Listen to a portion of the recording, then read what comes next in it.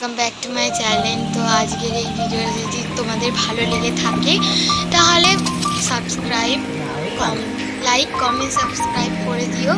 আর চলো ভিডিওটা শুরু করি।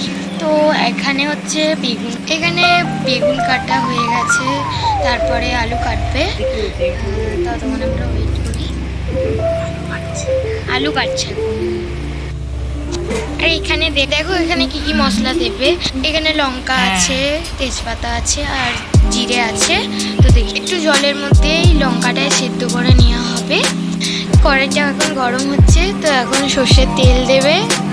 তেলটা গরম হয়ে গেছে। এখন দেখো মাছটা এখানেই নুন হলুদ তেল দিয়ে মাখানো আছে, দিদা মেখেই রেখেছে। এখানে দেখতেই পাচ্ছ গরম তেলে সাদা জিরে দিয়ে দিয়েছে। এবারে আলু দেবে, দেখতেই পাচ্ছেন। তো আলুটা ভাজা হচ্ছে আর বেগুনটা এখন দেবে। এখানে দেখতেই পাচ্ছেন। তো নুন হলুদ দিয়ে ভালো করে কষানো হচ্ছে।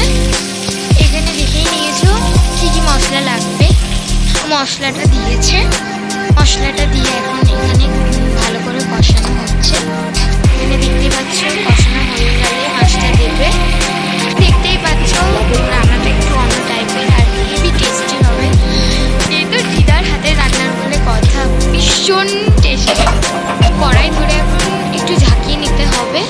আলু একটু মাছটা এখন একটু মজানো হয়ে গেলে জল দিয়ে দিতে হবে। জলটা এখন ফুটে কিছুক্ষণ ফুটবে। এখানে দেখতেই পাচ্ছ থালা দিয়ে ঢেকে দিয়েছে।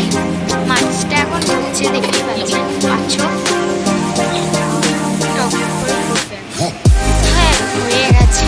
নামাবে। খুবই সুন্দর একটা গন্ধ বেরোচ্ছে, হেভি টেস্টি হবে, দেখেই বোঝা যাচ্ছে। খুব খুব খুব আমি হ্যাপি।